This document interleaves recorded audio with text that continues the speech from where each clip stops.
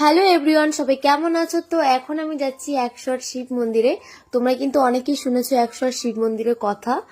তো আমি কিন্তু বেশ কয়েক বছর আগে গেছিলাম, তারপর কিন্তু যাওয়া হয়নি। আর এখন কিন্তু আমি মামাবাড়ি থেকে যাচ্ছি, কারণ আমি কিন্তু অনেকদিন ধরে মামাবাড়িতে আছি আর এখান থেকে কিন্তু খুবই কাছে। তো যাই হোক, এখন আমি যাচ্ছি স্টেশনে, কারণ সেখানে কিন্তু আমার একটা বান্ধবী আমার জন্য ওয়েট করছে অনেকক্ষণ থেকে। তো দেখো, চলে এসেছি স্টেশনে আর এখনো কিন্তু আমাদের ট্রেন আসেনি। আর ও কিন্তু আমার জন্য অনেকক্ষণ ধরে ওয়েট করছিল। আর দেখো, আমরা চলে এসেছি একশর শিব মন্দির, আর আমি কিন্তু তখন ভিডিওটা করতে পারিনি ট্রেনে। তো যাই হোক, এখন আমরা টিকিট কেটে চলে এসেছি ভেতরে। তো এই যে মন্দিরটা আছে, মানে 101টা শিব মন্দির, তো লাস্টে যে মন্দিরটা মানে সমাপ্ত, সেখানে কিন্তু পুজো দিতে হয়। সেখানে কিন্তু সবাই পুজো দেয়, তো তার জন্য পূজার আমি এখন লাইনে দাঁড়িয়ে আছি। আর এই লাইনটা কিন্তু অনেক বড়, দেখো। আর অনেক সময় পর কিন্তু আমরা ভিতরে আসতে পেরেছি। আর এখানে এসে এতটাই শান্তি লাগছিল কি বলবো। তো তারপর বেরিয়ে পড়েছিলাম 108টা শিব মন্দির দর্শন করতে। তো আমরা কিন্তু সবকটা মন্দির ঘুরে দেখতে পারিনি, কারণ আমাদের হাতে কিন্তু খুব কম সময় ছিল। আর আমি পূজাকে এটাই বলছিলাম যে এর পরের বার যখন আমরা আসবো, তো আমরা কিন্তু অনেকটা সময় নিয়ে আসবো।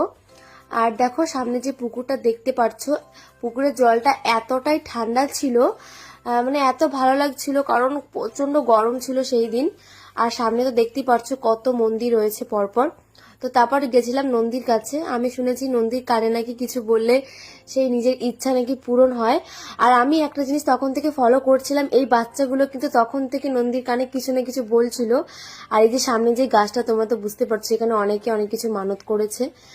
তো তারপর আমরা ঘুরে দেখে শেষ করার পর প্রসাদ নিয়েছিলাম, আর প্রসাদ খেয়ে বেরিয়ে এখন আমরা যাবো একটা আমার পার্লারে, মানে বর্ধমানেই। আর বর্ধমানে কিন্তু শিব মন্দিরটা। তো তারপর আমরা পার্লার থেকে শ্যাম্পুটা নিয়েছিলাম বেবি পপকর্ন, কারণ আমরা কিন্তু আজকে পুরোটাই ভেজ খাবো, আমিষ খাবো না। তো তারপর এতটা ঝাল ছিল বেবি পপকর্নটাও, আমাকে বলছিল যে মানে আমরা বুঝতে পারিনি যে এতটা ঝাল দিয়ে দেবে। আমরা একটু ঝাল দিতে বলেছিলাম, কিন্তু প্রচুর পরিমাণে ঝাল দিয়েছিল। তো তারপর আমরা কিন্তু খাইও নি, পপকর্নটা ফেলে দিয়েছিলাম। তারপর গেছিলাম একটা রেস্টুরেন্টে, মানে বর্ধমান পাশেই একটি রেস্টুরেন্ট ছিল, কারণ এখানে নাকি অনেক খাবার ভালো বানায়। তো আমরা কিন্তু একটা ভেজ থালি অর্ডার করবো, দুজনের জন্য দুটো, সরি। তো তারপর আমরা ভেজ থালি অর্ডার করেছিলাম। আর এখানে খাবারগুলো এতটা টেস্টি হয়েছিল, মানে সবকটা আইটেম কিন্তু খুব ভালো বানিয়েছিল। তো পূজার আমি খাওয়ার মানে মাঝে নিয়েছিলাম 4টে পোস্তর বড়া, কারণ পোস্তর বড়া নাকি খুব ভালো বানায়। আর সত্যি খুবই ভালো লেগেছিল সবকটা খাবার।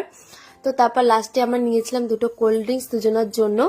আর খাওয়ার শেষে আমরা বেরিয়ে দেখি এত পরিমাণে বৃষ্টি পড়ছে। তো এই বৃষ্টির মধ্যে কিন্তু আমি আর ভিডিও করতে